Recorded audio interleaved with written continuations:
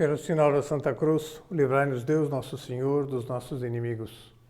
Em nome do Pai, do Filho e do Espírito Santo. Amém. Meu Senhor e meu Deus, creio firmemente que estás aqui, que me vês, que me ouves. Adoro-te com profunda reverência. Peço-te perdão dos meus pecados e graça para fazer com fruto esse tempo de oração. Minha Mãe Imaculada, São José, meu Pai e Senhor, meu anjo da guarda, intercedei por mim.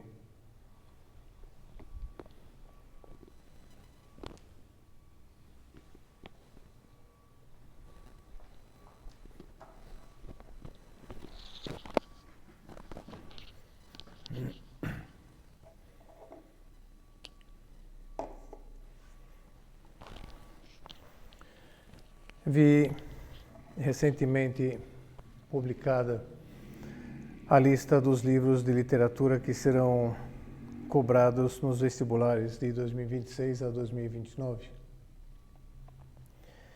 E concretamente em 2027 é de leitura obrigatória um livro da Clarice Lispector. Alguns de vocês já estão até esboçando um sorriso, dizendo, já venho para Carlos citar outra vez a Clarice Lispector. E, de fato, eu tenho uma predileção por ela, tenho uma gratidão, porque graças a ela eu entrei no vestibular da FUVEST, mas isso eu já contei outras vezes, não vou repetir aqui. E o livro da Clarice Lispector, que consta como obrigatório para o vestibular de 2027, se intitula A Paixão segundo GH. Quando eu li esse livro, eu ainda não tinha toda a percepção que essa expressão, a paixão segundo alguém, poderia significar. Não associava diretamente com Jesus Cristo, e talvez até a palavra paixão para mim não viria associada a padecimento, a sofrimento, mas a emoção de uma pessoa apaixonada. Mas, logicamente, com o passar dos anos, essa expressão para mim ganhou um significado mais profundo, como a gente vai poder constatar agora, seguindo o curso da nossa meditação. A Paixão segundo GH, da Clarice Lispector, vou me apoiar aqui numa crítica literária de um literato que se chama Elias Santana. GH é uma mulher bem-sucedida. Em nenhum momento do livro aparece o nome completo, aparecem só as iniciais GH. É uma mulher bem-sucedida e que faz questão de mostrar-se constantemente bem a todos, por meio de máscaras sociais. Todavia, a partir de um evento simples, uma faxina no quarto que era ocupado pela ex-empregada, ela inicia uma análise profunda acerca da sua vida. Percebe que por trás de todo aquele disfarce há uma mulher real, com sentimentos, defeitos e frustrações. A história possui um ápice, o encontro de GH com uma barata. Esse ser, que simboliza o asco, é o responsável por levá-la ao entendimento de que a vida não é feita apenas de aparências, mas que é preciso encontrar na essência do ser o verdadeiro sentido da vida. A experiência como a barata, que ela mata e vê sair lá de dentro aquela pastinha branca. E a partir daí não vou descrever propriamente tudo o que acontece, para não tirar o interesse do livro e menos ainda para despertar um asco por antecipação que depois talvez desmotivasse a lê-lo. Acho que vale a pena ler. É um livro bom. É um livro de encontro de si mesmo e, portanto, quase eu diria que pode provocar, por estar na história de uma revolução interior, de uma pequena ou grande conversão. Continua aqui o Elias Santana. A interação com a barata faz com que GH, metaforicamente, morra para o mundo das aparências e renasça para si mesmo. É uma epifania, um evento. que normalmente é rodeado de sofrimento, que faz com que todas as peças do quebra-cabeças da vida se encaixem, dando vida nova a quem está imerso nesse processo. O nome da obra de Clarice revela muito sobre o que narra o livro e as intenções da autora. GH não é Gabriela Hernandes, como alguém poderia de repente atribuir, querer chutar um nome para dar sentido à sigla GH. GH, segundo muitos teóricos, significa gênero humano. E, portanto, um livro para mexer com todo mundo, de alguma forma fazendo referência a todas as pessoas. Todos nós precisamos voltar a encontrar continuamente o sentido da nossa existência. Ser verdadeiros, sinceros conosco, sinceros com Deus, ir até a essência do nosso ser, vencer as aparências, tirar as máscaras, ter a coragem de encarar o que pode dar asco em nós, o que tem de pasta branca em nós, para efetivamente extirpá-lo de nós. É sugestiva, dizia essa palavra no título do livro, A Paixão segundo GH.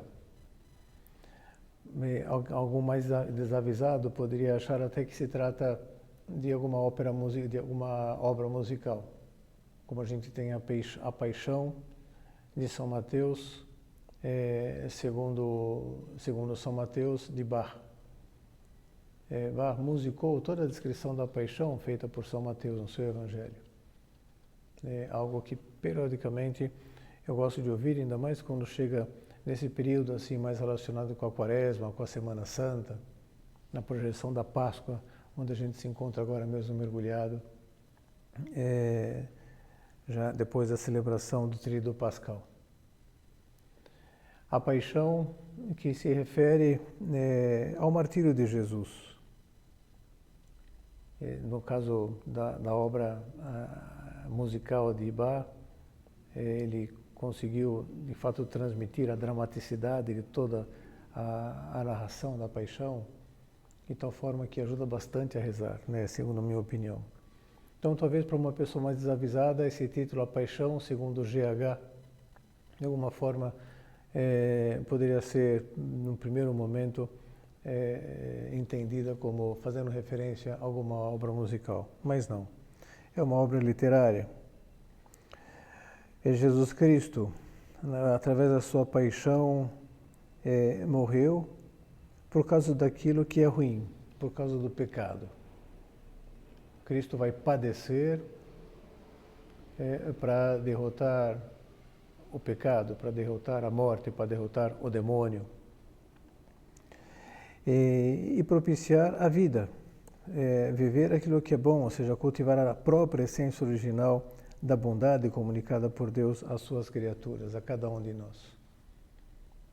A gente sempre volta lá à primeira página da Bíblia, no livro do Gênesis, narrando todo o processo da criação em 6 dias e constatando como Nosso Senhor, no final de cada um dos dias da criação, olha para tudo aquilo que tinha feito e viu e constatava que era muito bom, e viu que era tudo muito bom. Isso também aconteceu no 6º dia, quando criou os seres humanos. Nossos primeiros pais, Adão e Eva, viu tudo aquilo que tinha feito e concluiu que era tudo muito bom. E essa bondade não nos abandonou nem depois do pecado original. E essa bondade também não nos abandona, mesmo que nós cometamos muitos pecados pessoais. Pelo menos enquanto estamos nesse período de vida mortal em que nos encontramos. Nós sempre podemos viajar até nosso interior para descobrir a nossa essência e fazer vir à tona aquela essência de bondade que Deus nos comunicou e continua aí, lá dentro de nós. No caso da GH, a sua paixão a conduziu a fazer uma peregrinação até o mais profundo de si mesma, correndo o risco de ter asco, para recuperar o sentido da própria vida e persegui-lo, fazer o bem, ser cada vez melhor. E em todos os casos deveria acontecer isso conosco. E essa intenção da Igreja, quando nos propõe meditar continuamente a paixão, morte e ressurreição de Jesus Cristo, é que cada um de nós faça uma peregrinação até o íntimo de si mesmo, com o objetivo de encontrar e resgatar a sua própria essência, feito à imagem e semelhança de Deus, a sua própria bondade, e tirar tudo aquilo que estorva para permitir que essa essência, que essa bondade venha à tona. Voltar a encontrar o sentido da nossa vida, que é perseguir, de fato, ser cada vez menos imagem e mais semelhança de Deus, já que nós somos capacitados a isso por Jesus Cristo. Nós, desde o nosso batismo, como diz São Pedro, numa das suas epístolas, nos tornamos divini consortes naturae, participantes da natureza divina. E Ele nos conferiu o poder de nos tornarmos, nos chamarmos e sermos, de fato, filhos de Deus. Uma peregrinação a que nós somos convidados a empreender, cheia de esperança, peregrinos da esperança, precisamente porque o que nos espera lá no fundo de nós mesmos é essa essência de bondade que Deus nos comunicou. Uma esperança que vai em aumento quando nós assumimos que esse movimento, esse peregrinar rumo ao núcleo de nós mesmos, nossos pensamentos, nossos sentimentos, das nossas ações, deve ser contínuo. E nós convertemos essa atitude até em um hábito. O hábito de continuamente ir tirando tudo aquilo que vai se sobrepondo a essa nossa imagem e semelhança com Deus, vai tentando ofuscá-la, embaçá-la, ou obstaculizá-la, soterrá-la, para que a nossa essência esteja continuamente assim à vista, à tona. Algo que gera em nós um contínuo movimento de mudança, um contínuo movimento de crescimento. Faz lembrar aquelas palavras de São José Maria em É Cristo que Passa, na homilia da quarta-feira de cinzas. Esse livro nós sabemos bem, é um livro que contém todas as homilias que ele pronunciou na celebração das principais festas litúrgicas do ano, ou períodos litúrgicos. A primeira homilia é uma homilia de Advento, depois vem uma homilia de Natal, depois vem uma homilia sobre a Sagrada Família, uma homilia sobre a Epifania, uma homilia sobre a festa de São José, outra homilia já sobre a quarta-feira de cinzas, sobre o domingo de Ramos, quinta-feira santa, sexta-feira santa, domingo de Páscoa, depois uma sobre Nossa Senhora no mês de maio. Bom, e por aí vai, até coroar o livro com uma homilia na solenidade da festa de Cristo Rei, né? Mas concretamente nessa homilia da quarta-feira de cinzas, São José Maria Escrivá dizia: entramos na quaresma, começava assim, né? Agora a gente pode dizer: saímos da quaresma, tempo de penitência, de purificação, de conversão, não é tarefa fácil. O cristianismo não é um caminho cômodo. Não basta estar na igreja e deixar que os anos passem. Não dá para ser cristão assim por inércia. Estou na igreja e pronto, já é suficiente. Continua. Na nossa vida, na vida dos cristãos, a primeira conversão, esse é o momento único que cada um de nós recorda, em que se percebe claramente tudo o que o Senhor nos pede, é importante. Nossa vida, na vida dos cristãos, a primeira conversão. Talvez a gente possa fazer uma viagem lá na nossa história e de repente identificar aquele momento em que nós nos sentimos tocados, fisgados por Cristo para segui-lo de perto. Para alguns porque estavam muito longe da prática da vida cristã, ou talvez não eram nem batizados, e se foram fisgados por Cristo, receberam o batismo, os sacramentos, e aqui estão. E para outros,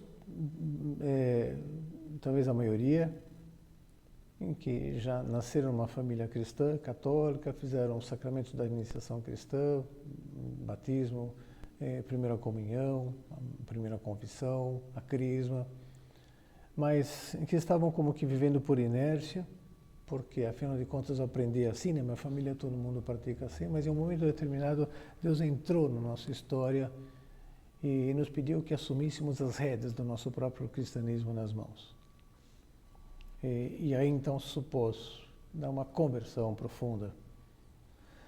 Então, e é isso que ele faz referência aqui nessa frase. Na nossa vida, na vida dos cristãos, a primeira conversão, esse momento único que cada um de nós recorda, em que se percebe claramente tudo o que o Senhor nos pede, é importante. Mas, ainda mais importantes e mais difíceis são as sucessivas conversões. E para facilitar o trabalho da graça divina com essas conversões sucessivas, é preciso conservar a alma jovem, invocar o Senhor, saber escutar, descobrir o que vai mal, pedir perdão. Ou seja, para conseguir essas sucessivas conversões, a palavra conversão no contexto cristão sempre significa mudança, e mudança para melhor, né? Senão seria perversão. Essas sucessivas conversões, mudanças para melhor, portanto crescimento, essas são mais difíceis. Né? E para facilitar o trabalho da graça divina com essas conversões sucessivas, é preciso conservar a alma jovem, ou seja, ter essa disposição de renovação contínua. E para isso, invocar o Senhor, saber escutar, descobrir o que vai mal, pedir perdão. Um roteiro. Um roteiro para que nós experimentemos, dizia, esse contínuo crescimento. Visitar a nossa própria essência, para a partir daí, cheios de esperança, empreender aquelas mudanças que nós percebemos que Deus espera que nós empreendamos. Ou seja, converter-nos então em peregrinos da esperança, com essa expressão do Papa Francisco. É por quem estamos rezando de modo muito particular, desde que soubemos do seu falecimento, com imensa gratidão pelo seu pontificado, pedindo que Deus o tenha consigo e ouça toda a sua intercessão pelos rumos da Igreja daqui para frente. Peregrinos da esperança, cada um de nós. O Papa Francisco, como sabemos bem, decretou este ano que nós estamos vivendo como sendo um ano jubilar. Não por uma iniciativa sua, ele mesmo faz referência que desde 1300, a cada 25 anos, a Igreja para comemorar mais um marco redondo do processo da nossa redenção que foi deflagrado lá atrás, há cerca de 2000 e poucos anos. E a verdade é que então o Papa, nesse caso, ele só cumpre uma obrigação, por assim dizer, ao decretar o início do ano jubilar. Mas cheio de iniciativa, como é o Papa Francisco, como foi o Papa Francisco, ele quis colocar esse ano sob o patrocínio da esperança. Nós estamos vivendo desse decreto desde o começo do ano e vamos seguir vivendo dele até o final do ano, esse ano inteiro dedicado à esperança, associada ao processo da nossa redenção. E o Papa Francisco, ele propõe que nesse ano nós visitemos várias igrejas que são chamadas igrejas jubilares para lucrar uma indulgência plenária, né, e dar graças a Deus pela nossa redenção, que foi deflagrada há tantos séculos, que possibilita que nós tenhamos essa esperança de ser santos, essa esperança também de ir para o céu, passando pela esperança de estar continuamente conseguindo chegar até o fundo de nós mesmos para fazer vir à tona a nossa essência, né? E daí tirar motivação para seguirmos adiante. O Papa fala que as visitas às igrejas jubilares devem ser momentos fortes para nutrir e robustecer a esperança. Devem ser um percurso de graça, em que muitas pessoas têm me dado testemunho já desde o início do ano, depois de fazerem essas peregrinações. Aqui na Arquidiocese de São Paulo, a gente tem a Catedral, como é lógico, como uma igreja jubilar, e outras, né, que foram apontadas por Odilo, né, pelo arcebispo, para que também nós possamos visitar, né, e lucrar a indulgência plenária, fazer ainda um uso das graças disponibilizadas com esse decreto papal. Aqui, então, tem o Santuário de Nossa Senhora de Fátima, o Santuário Nossa Senhora da Lapa, o Santuário de São Judas Tadeu, bom, outras igrejas jubilares aqui ao nosso redor. Recentemente, um senhor que eu converso me dizia: Padre Carlos, então o senhor reza porque eu participo lá na paróquia da Nossa Senhora da Saúde, e a gente vai fazer uma peregrinação até a igreja, a Santuário Nossa Senhora de Fátima, lá no Sumaré. Vamos pegar todo o espigão da Paulista, o Dr. Arnaldo, chegar lá. A gente vai fazer a pé essa peregrinação. Não é um mega empreendimento, mas já é um empreendimento. E ele queria atribuir todo o sentido que o Papa pedia, ser peregrino da esperança. E perguntava o que significa ser peregrino da esperança. Eu falei: faça, empreenda esse caminho e depois você me diz. E ele, depois de terminado, deu tudo certo, não ficou com bolha no pé nem nada, me dizia que tinha significado para ele um momento de grande conversão profunda. Ele foi conversando com as pessoas, mas tinha vários momentos também de silêncio em que estavam rezando. E aquele andar rumo à Igreja Nossa Senhora de Fátima foi produzindo nele esse efeito de peregrinação até o íntimo de si mesmo, até o fundo do seu coração, até a sua essência, portanto. E nesse meio do caminho viu algumas situações em si mesmo, né, algum estado, né, em que tinha se instalado. Agora eu vou falar genericamente, não estou me referindo a nada que faça parte do seu interior mesmo, mas essas coisas de mágoas, de rancores, de ânsias de poder, de sensualidade que gruda e parece difícil de tirar, deixando os seus resíduos, de apego aos meios materiais, ou seja, foi vindo uma porção de coisas até que deram um certo asco. E eu falei: puxa, eu cheguei lá na igreja, eu queria ter uma vontade enorme de fazer uma boa confissão, mas não tive tempo ainda, não queria fazer uma confissão com o Senhor, né? Então, o Papa chama a atenção para esse objetivo das peregrinações às igrejas jubilares. Eu sempre ouço isso. As pessoas vão fazer uma peregrinação a Santiago de Compostela, fazer o caminho de Santiago. Tem diferentes caminhos, né, na Europa que conduzem lá a Santiago de Compostela, na Espanha. Ou então vão fazer uma peregrinação aqui, pela Rota da Fé, até a Aparecida do Norte. E nessas peregrinações as pessoas sempre voltam vibrantes e dando o mesmo testemunho, que aquela peregrinação supôs, né, uma conversão interior, uma revolução interior. E o Papa então faz referência a isso, diz lá: a esperança, deixa eu pegar aqui, é o ponto número 5 desse decreto, espes non confunde, a esperança não confunde, né, que o Papa desenvolveu toda essa bula de decreto do ano jubilar ao redor dessa afirmação do capítulo 5º, versículo 5º de São Paulo aos Romanos. Espes não confunde, a esperança não defrauda. E o Papa dizia, esse entrelaçamento de esperança e paciência resulta claro que a vida cristã é um caminho que precisa também de momentos fortes para nutrir e robustecer a esperança, insubstituível companheira que permite vislumbrar a meta, o encontro com Jesus. Apraz-me pensar que um percurso de graça, animado pela espiritualidade popular, tem antecedido a proclamação do primeiro jubileu de 1300. Não é por acaso que a peregrinação representa um elemento fundamental de todo evento jubilar. Pôr-se a caminho é típico de quem anda à procura do sentido da vida. A peregrinação a pé favorece muito a redescoberta do valor do silêncio, do esforço, da essencialidade, chegar até a essência.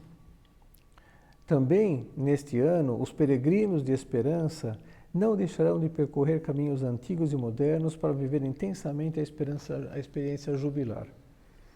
O Papa Francisco criou essa expectativa, que nós sejamos peregrinos de esperança. E, em primeiro lugar, peregrinos de esperança para penetrar até o mais íntimo do nosso coração e deixar vir à tona essa força enorme que nos conduzirá a buscar, sem cansaço, a santificação pessoal. Ou seja, peregrinos de esperança, peregrinos que percorrem o que for necessário para chegar até o profundo de si mesmo, até a própria essência, mantendo nítido continuamente o sentido da vida. Descobrir o que vai mal, dizia São José Maria Escrivá, descobrir o que vai mal, aquilo que dá asco, saber retificar, pedir perdão. Nessa expectativa, né, do indulto, de uma indulgência, que eu vou lucrar, né, no final do percurso lá nessa igreja jubilar. A proposta da peregrinação.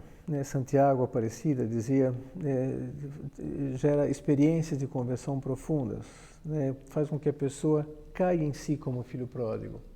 E que caindo em si, então, mas o que eu estou fazendo da minha vida? Deixa eu mudar de conduta, deixa eu retificar aqui a rota e seguir aquilo que o próprio Deus me pede. E o nosso contexto atual é o contexto da Páscoa, da passagem. A palavra Páscoa significa isso, passagem, e que sempre nos convida a passar de fora para dentro de nós mesmos. Passar da morte à vida, passar do nosso modo defeituoso de ser para ser um modo que busca perfeição, passar do nosso modo doente de viver para o modo sadio, né, de peregrinar aqui nesse mundo. Santo Agostinho dava esse sentido para a palavra Páscoa. A passagem, nós sabemos, a Páscoa faz referência de modo assim muito, muito específico à passagem do povo de Israel sendo conduzido por Moisés, a passagem do Mar Vermelho que se abriu de lado a lado para que eles, como duas muralhas, assim, para que todo o povo pudesse atravessá-lo, né, a pé enxuto até o outro lado. E depois se fechou sobre os perseguidores egípcios, né, com seus cavalos, cavaleiros, todos que morreram afogados. Então, a Páscoa, propunha Santo Agostinho, deveria supor para nós, de fato, essa passagem até o mais profundo de nós mesmos. Dizia ele, cito aqui palavras suas, reentrai em vosso coração. Para onde quereis ir, distantes de vós mesmos? Estando distantes, a vez de vos perder, por que vos colocais em estradas desertas? Deixai esse caminho que vos conduz fora do rumo, voltai ao Senhor, Ele está perto. Primeiro, entra em teu coração. Tu que te tornaste estranho a ti mesma, por tanto vaguear. Não conheces a ti mesmo e procuras aquele que te criou. Volta ao coração, separa-te do corpo, volta ao coração. Aí examina aquilo que talvez percebas de Deus, porque aí se encontra a imagem de Deus. Na interioridade do homem habita Cristo, na tua interioridade serás renovado segundo a imagem de Deus. Nesse sentido, a proposta da Páscoa é uma proposta não só para um período determinado, mas é proposta para a nossa vida inteira. voltar para dentro de nós mesmos, volte ao coração, separa-te do corpo, volta ao coração, aí examina aquilo que talvez percebas de Deus, porque aí se encontra a imagem de Deus. Na interioridade do homem habita Cristo. Na tua interioridade serás renovado segundo a imagem de Deus. Ou seja, você vai conseguir manter a alma jovem se você for até o fundo do teu coração, invocar o Senhor, identificar a tua própria essência e descobrir aquilo que de alguma forma está soterrando. Descobrir talvez com asco, mas ao mesmo tempo com a determinação de extirpar, de arrancar, para que venha à tona a vida nova que Cristo quer promover em ti, para que você consiga abandonar o eu velho para iniciar uma vida nova. A Clarice Lispector, de alguma forma, propôs isso na sua obra A Paixão segundo GH, como a gente lia no início.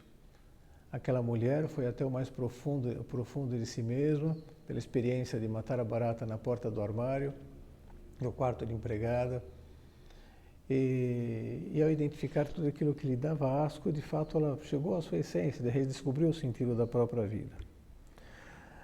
Santo Agostinho dá uma dica do que fazer então, ou com qual ânimo empreender essa viagem até o íntimo de nós mesmos, essa peregrinação cheia de esperança, de chegar à santidade mesmo, trazendo sempre à tona aquela nossa identidade principal, filhos de Deus, a nossa essência.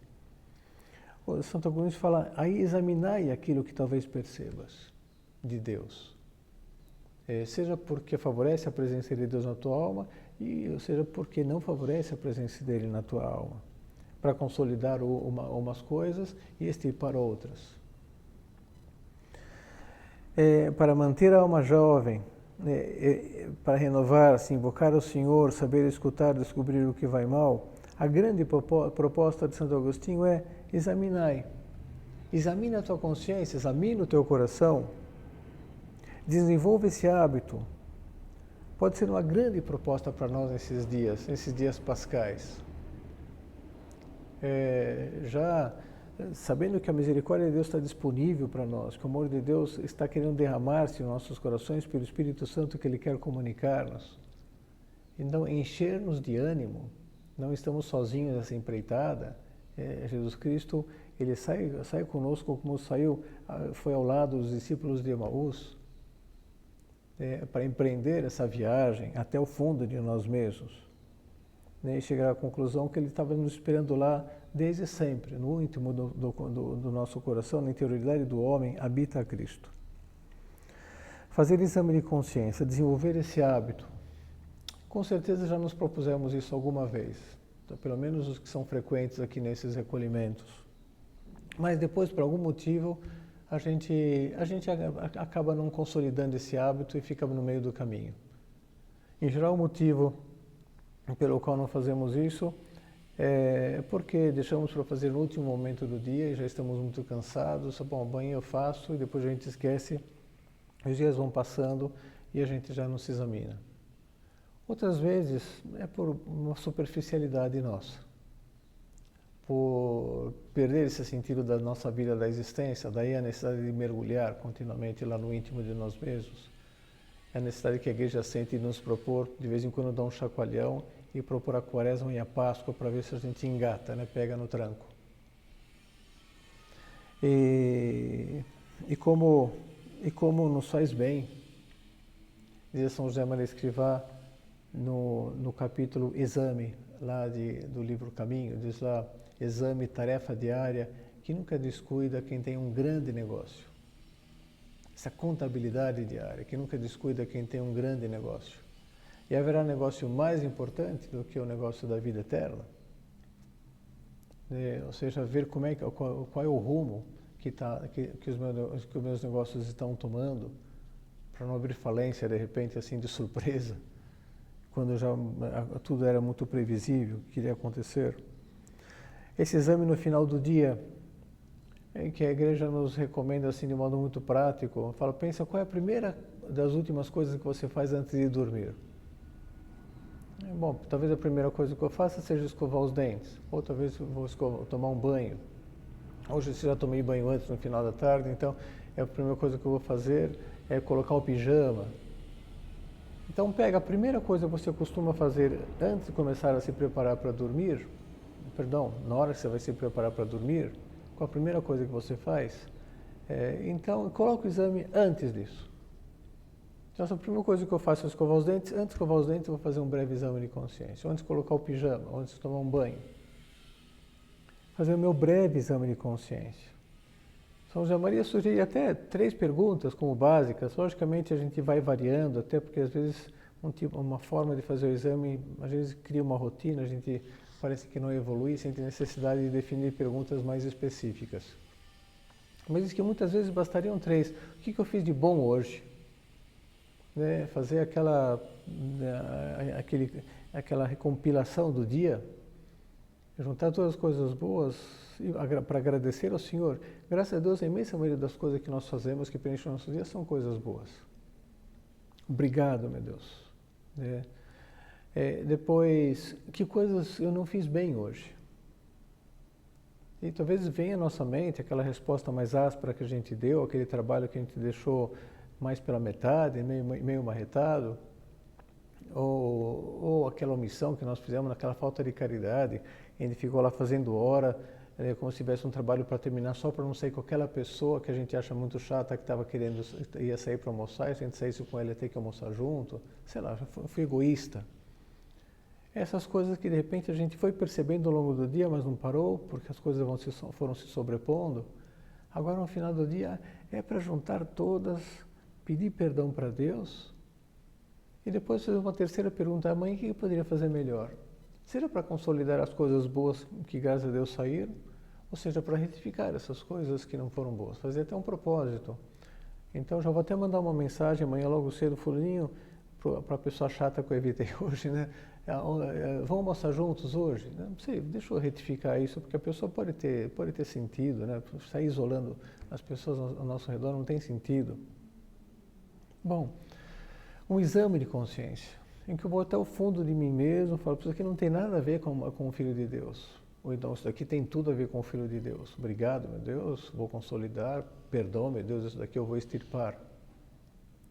Para que venha aqui a minha essência, né? Aproveitar, ter esses outros momentos no dia que a gente também possa fazer uma boa oração. Um grande momento para isso é o momento da oração mental, em que a gente, na presença de Deus, procura fazer um pouco de oração mental. Às vezes a gente está com a cabeça um pouquinho embotada, a gente fala: puxa, não estou em condições de meditar nada aqui, estou me vendo assim meio... não sei o que eu vou ficar, estou olhando só o relógio, esperando passar esses 15 minutos que eu tinha determinado para fazer oração, porque estou seco. E a igreja nos pergunta: mas será que você não pode fazer pelo menos um pouco de exame de consciência? Pegar um texto, por mais que esse texto, não, por assim dizer, não te acende assim as emoções, mas você não poderia falar: bom, o quanto minha vida está de acordo com isso que eu acabei de ler, esse ponto de caminho, essa passagem do Evangelho, esse parágrafo aqui da encíclica do Papa, que eu levei para meditar. A boa oração sempre tem uma componente de exame. E por mais que esteja meio embotado, a nossa cabeça não está para muitas inspirações, um pouco de exame a gente sempre pode fazer. E como a gente vê, sempre é frutífero. Né? Fazer esse exame, fazer esse movimento de peregrinar até o íntimo de nós mesmos, cheio de esperança de ser salvos, né? Deveria exercer para nós uma grande atração.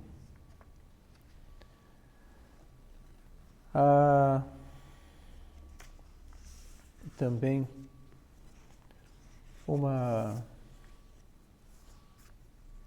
um exame de vestibular, retomando o tema da FUVEST, né? A gente partiu daí para fazer referência a esse livro da Clarice Lispector. Mas é um exame de vestibular antigo, já de 2014, da Federal de Tocantins, que trouxe a seguinte questão. Na parte de interpretação de texto, de gramática e literatura. Leia o poema Ovos de Páscoa, de Adélia Prado. Não sei se vocês conhecem Adélia Prado, é uma poetisa mineira. Eu também já citei aqui em alguma meditação, gosto muito dela.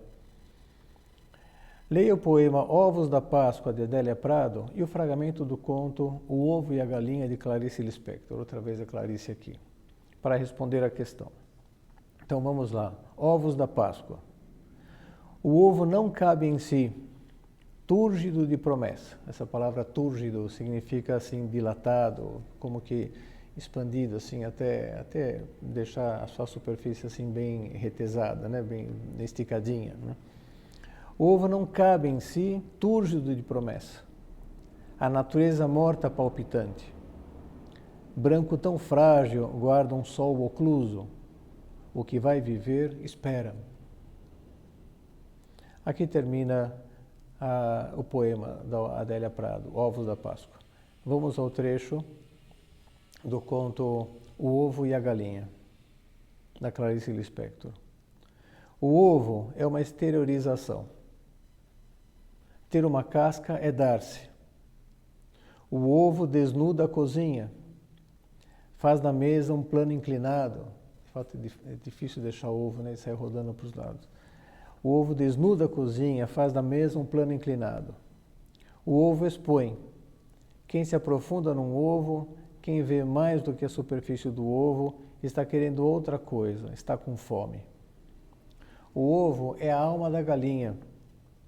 A galinha desajeitada, o ovo certo. A galinha assustada, o ovo certo. O ovo nunca lutou. Ele é um dom. O ovo é invisível a olho nu. De ovo a ovo, chega-se a Deus, que é invisível a olho nu. Ovo é coisa que precisa tomar cuidado. Por isso a galinha é o disfarce do ovo. Para que o ovo atravesse os tempos, a galinha existe. Bom, vocês não estão com o texto na mão para poder responder qual a alternativa correta da questão que vem em frente. Talvez fique um pouco mais difícil, porque a gente precisa voltar a ler e refletir, mas com aquilo que a gente já leu, vamos tentar ver se dá para acertar. Considerando-se o poema e o fragmento do conto apresentados, marque a alternativa correta. Tanto no poema de Adélia Prado quanto no conto de Clarice Lispector, o ovo se mostra como algo sem valor, revelado em sua realidade prática de alimento. Não sei, acho que não. No poema de Adélia Prado, o ovo da Páscoa é metáfora do nascimento de Cristo. Aí, de repente, até poderia ser. Vamos continuar. Enquanto no conto da Clarice Lispector, é símbolo da insignificância das galinhas. Aí já compromete. C. No poema da Adélia Prado e no conto de Clarice Lispector, o ovo não é mero objeto, pois revestido de um caráter poético, é caminho para reflexões sobre o mistério da existência. Forte candidato. D. Adélia Prado e Clarice Lispector revelam os mesmos aspectos que fazem do ovo uma realidade estranha e banal. A casca frágil, a cor, a condição de alimento. Acho que não. E, apesar de recorrente, a imagem do ovo não é central nos textos apresentados, pois o que se destaca no poema da Adélia Prado é a reflexão sobre a morte e no conto de Clarice Lispector a reflexão sobre a utilidade da galinha. Bom, a alternativa correta é a alternativa C.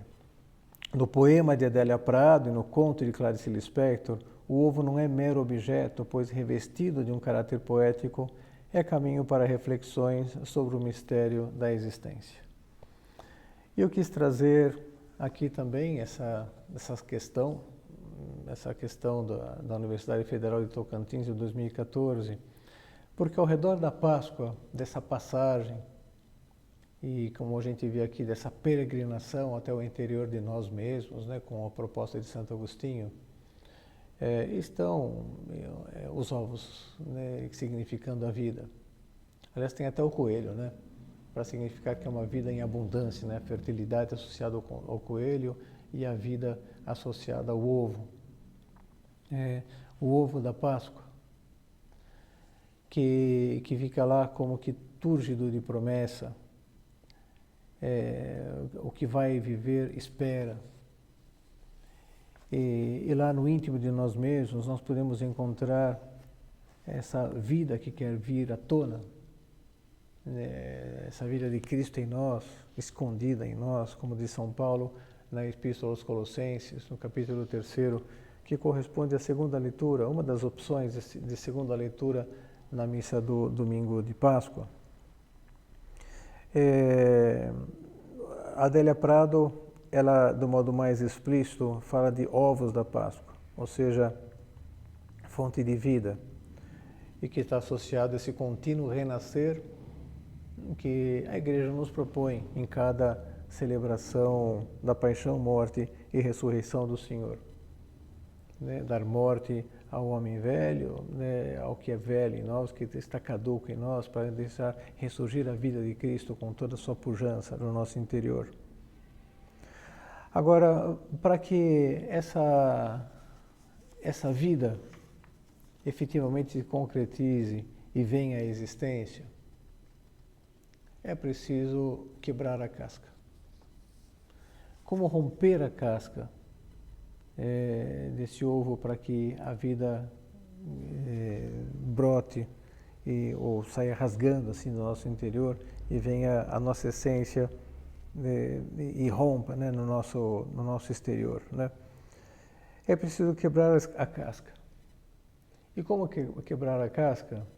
A Igreja, de modo também muito certeiro, nos apresenta a fórmula, né? Vive o sacramento da penitência, o sacramento da confissão. É preciso saber invocar o Senhor, descobrir o que vai mal, pedir perdão. Saber escutar, descobrir o que vai mal, pedir perdão. E um pedir perdão que, logicamente, a gente já faz logo depois do nosso breve exame de consciência, mas depois, para que essa vida de fato ecloda, ainda mais se a gente tem coisas mais graves, tem sujeiras mais grossas no nosso interior, né, que estão lá de alguma forma querendo sufocar essa vida divina que nós recebemos no batismo, com mais razão ainda devemos buscar a confissão. O próprio Cristo nos induz a isso. O primeiro que faz, uma vez ressuscitado e tendo já se manifestado aos discípulos, Maria Madalena, os discípulos de Emaús, né, e quando aparece para eles no final da tarde do domingo de Páscoa, o que ele faz? Ele institui o sacramento da penitência. A gente tende a ver o sacramento da penitência como sendo mais típico, mais próprio do período da Quaresma. Mas a gente não incorreria em erro se chegasse à conclusão de que, na verdade, o sacramento da penitência é um sacramento eminentemente pascal.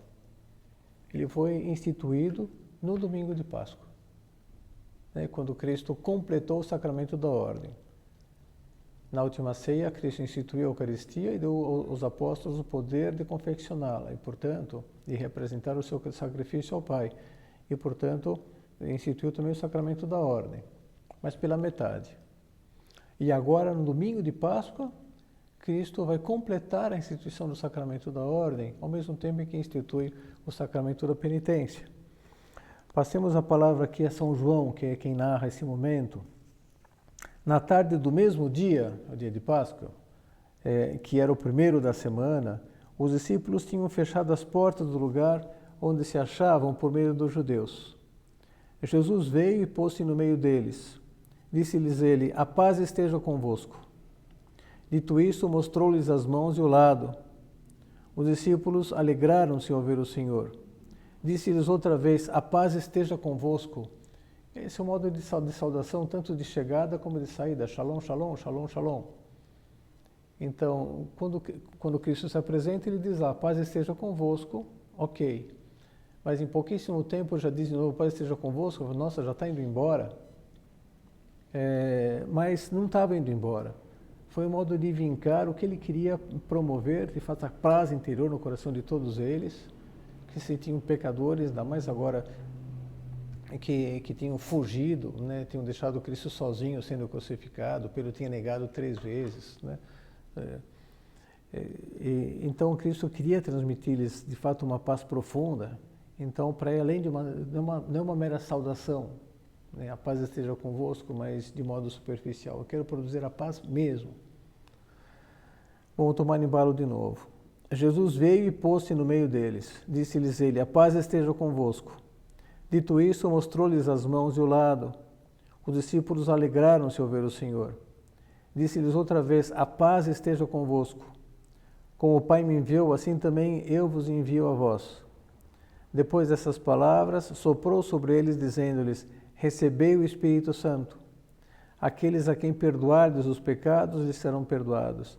Aqueles a quem os retiverdes, lhes serão retidos. Deu-lhes o poder de perdoar os pecados no próprio domingo de Páscoa. Dizia que o próprio Cristo nos induz a chegar à conclusão, né, de que o modo de deixar com que essa vida irrompa lá do nosso mais profundo, né, que nossa essência, nossa imagem de Deus, né, venha à tona, supõe efetivamente passar por esse sacramento. Um sacramento que passou para a vida cristã como sendo o sacramento da alegria, né, da alegria pascal, que passou para a vida cristã como sendo um sacramento de doçura, né, associado aos ovos de Páscoa. São José Maria Escrivá, estando aqui no Brasil em 74, voltando de uma reunião que tinha tido, essas formativas que se promoveram quando ele esteve aqui, com grupos de pessoas, voltando para casa, de repente, numa das paradas assim no semáforo, né, no sinal, ele viu lá num cartaz que dizia: chocolate, alegria que dá a vida. E até perguntou para os que estavam com ele no carro: que chocolate é esse, meus filhos, que dá a vida, né? E talvez a gente pudesse responder no nosso contexto: é o chocolate de Páscoa, e que traz consigo exatamente essa vida em plenitude. É a vida de Cristo em nós, que eclode, né, que vem até à tona. O sacramento da alegria, dizia, o sacramento da doçura associado aos chocolates, né? É importante também aqui evocar a nossa experiência. Um outro pode ter uma experiência um pouco negativa em alguma confissão, que o sacerdote não demonstrou estar assim tão receptivo, talvez estivesse com o fígado um pouquinho estragado naquele dia. Uma pena, né? Aquilo que sempre nós, os sacerdotes, ficamos muito doídos quando percebemos o que aconteceu, que a gente não foi acolhedor o suficiente a ponto de a pessoa se sentir compreendida, até mais à vontade para abrir a alma plenamente, né?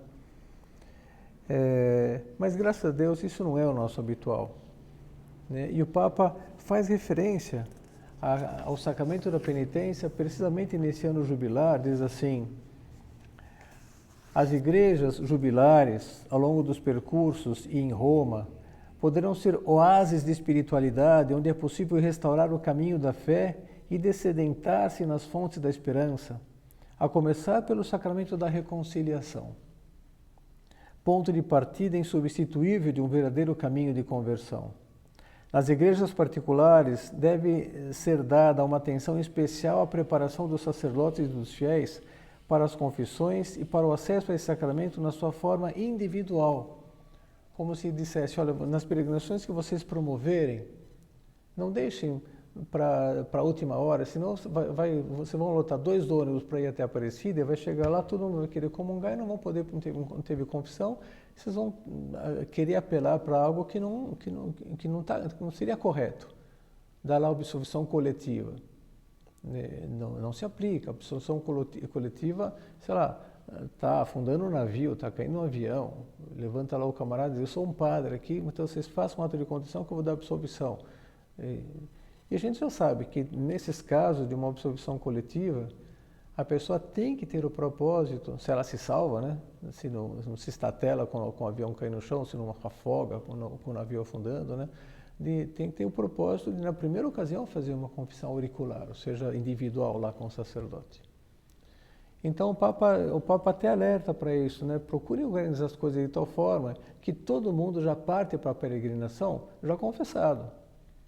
Ou seja, então, abra um espaço, umas duas semanas antes da peregrinação, faça lá um mutirão em que as pessoas venham, se preparem, talvez até em grupo, mas depois individualmente procurem para se confessar.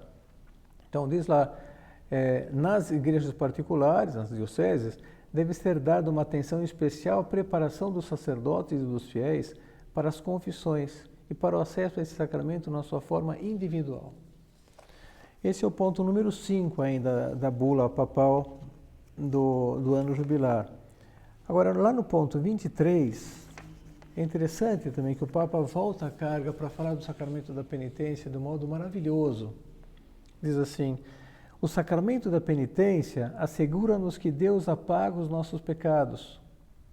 Vem à mente, com toda a sua carga de consolação, essas palavras do Salmo. E vai citar uma palavra do Salmo 103. É Ele quem perdoa as tuas culpas e cura todas as tuas enfermidades. É Ele quem resgata a tua vida do túmulo e te enche de graça e de ternura. O Senhor é misericordioso e compassivo, é paciente e cheio de amor. Não nos tratou segundo os nossos pecados, nem nos castigou segundo as nossas culpas. Como é grande a distância dos céus à terra, assim são grandes os seus favores para os que o temem. Como o Oriente está afastado do Ocidente, assim Ele afasta de nós os nossos pecados. Todas as palavras do Salmo 103. E o Papa continua: a reconciliação sacramental não é apenas uma estupenda oportunidade espiritual, mas representa um passo decisivo, essencial e indispensável no caminho de fé de cada um. Ali permitimos ao Senhor que destrua os nossos pecados, saia do nosso coração, nos levante e abrace, nos faça conhecer o seu rosto terno e compassivo. Na verdade, não há modo melhor de conhecer a Deus do que deixar-se reconciliar por Ele, saboreando o seu perdão. Por isso, não renunciemos à confissão, mas descubramos a beleza do sacramento da cura e da alegria, a beleza do perdão dos pecados. O Papa nos exorta, portanto, a revitalizar essa prática em nós. É a prática da confissão, e da confissão frequente. E até associa ao longo do ano que a gente visita as igrejas jubilares com a perspectiva de lucrar uma indulgência plenária. E qual é a condição para lucrar uma indulgência plenária? Além de realizar o ato, que é visitar uma igreja jubilar, nesse caso. É preciso rezar uma oração na intenção do Romano Pontífice, fazer uma comunhão no dia e confessar-se nas imediações. Ter que confessar alguns dias antes ou estar com a perspectiva de confessar alguns dias depois daquela peregrinação. E se eu sou exortado a fazer várias peregrinações ao longo do ano, significa que eu vou fazer várias confissões ao longo do ano. Uma forma de revitalizar, assim, que o Papa encontrou também para revitalizar a prática desse sacramento. Propor-nos, de fato, a viver com essa confiança, né, com essa esperança. É sempre um ato de esperança, uma pessoa quando ela vai se confessar, né? É a esperança de Deus em nós, que vai em paz e volta lá, vai lá para o jogo, volta de novo, esperançoso de que a gente dê mais um passo, por mais que a gente tenha algum retrocesso. Sempre investe em nós. E esperança de nós mesmos, né? Nós somos até o fundo de nós mesmos e para tirar essas coisas nós contamos com o sacramento da penitência, que entra lá com uns produtos assim que são impressionantemente bons, para deixar a nossa alma completamente limpa, purificada interiormente. Todos os santos tiveram devoção ao sacramento da confissão. O Papa Francisco também contribuiu bastante e várias vezes surpreendeu, como antes o Papa João Paulo II surpreendeu lá os fiéis na Basílica de São Pedro, descendo para sentar no confessionário e administrar a confissão. Ele mesmo conta como o movimento que fez com que ele resolvesse ser padre, né, e entrar para os jesuítas foi a experiência de um sacerdote que ele tinha pego assim até um pouquinho no contrapé, o sacerdote já estava com pressa saindo da igreja, mas o sacerdote, quando ele pediu para conversar, deixou tudo, sentou, atendeu e fez com tal carinho, com tal cuidado, que ele lá por dentro se sentiu abraçado por Deus, cativado por Deus, resolveu entregar-se totalmente a Ele. Se sentiu alcançado pela misericórdia divina. São José Maria Escrivá também muito devoto da confissão. Então, ir até o fundo de nós mesmos, experimentar essa dor profunda que a consciência dos nossos pecados produz. A gente está chamando de asco, mas não necessariamente um asco, mas uma dor profunda, uma repulsa, né, por aquilo em nós, que vem acompanhado de um propósito e que depois me leva a quebrar a casca e deixar que essa vida ecloda, né, através do sacramento da penitência. Vamos pedir a Nossa Senhora das Dores, por um lado, Nossa Senhora Rainha dos Céus, por outro, que nos faça, de fato, usufruir desse sacramento continuamente, que Cristo instituiu precisamente para isso, para que nossa vida se veja sempre assim animada pela esperança de ser salvos, porque Ele nos capacita, uma vez tendo entrado em nós mesmos, a fazer com que essa vida divina que nos foi comunicada no batismo, fruto da sua paixão, morte e ressurreição, venha à tona, né, e se manifeste e deslumbre também as pessoas ao nosso redor. E em função disso, não só nos tornamos peregrinos de esperança, mas nos tornamos vetores de esperança, porque podemos dar o testemunho daquilo que acontece conosco. Vamos fazer um breve exame de consciência. Ato de presença de Deus. Tenho presente que a celebração da Páscoa de Nosso Senhor Jesus Cristo, ou seja, da sua paixão, morte e ressurreição, é ao mesmo tempo um convite para que eu celebre a minha própria paixão como peregrino de esperança, no sentido de aprofundar no conhecimento de mim mesmo, até identificar meus pecados e defeitos, com o desejo de resgatar a minha própria essência de imagem de Deus, de Filho de Deus.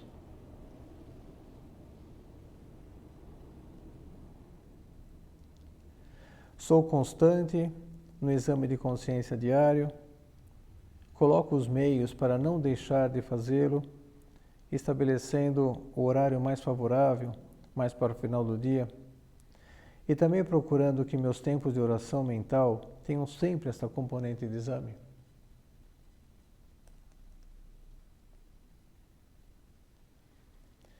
Para além do exame de consciência, o empenho por ser peregrino de esperança me move a viver uma Páscoa contínua, passando da morte à vida, da doença à saúde, da imperfeição para a perfeição, através do sacramento da confissão. Confessam-me com frequência.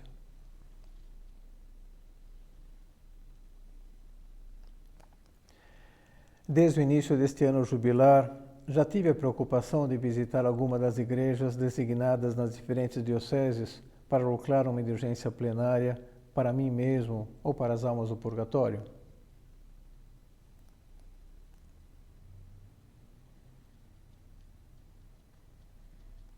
Peço à Virgem Maria, evocando as suas dores aos pés da cruz de Jesus e também a sua alegria ao vê-lo ressuscitado, para que me conceda a graça de voltar sempre à minha essência através do exame de consciência, com a perspectiva de reviver a Páscoa de Jesus na minha própria vida, ou seja, convertendo-me continuamente para Deus.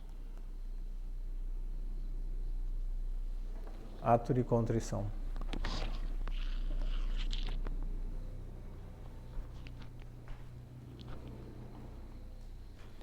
Dou-te graças, meu Deus, pelos bons propósitos, afetos e inspirações que me comunicaste nessa meditação.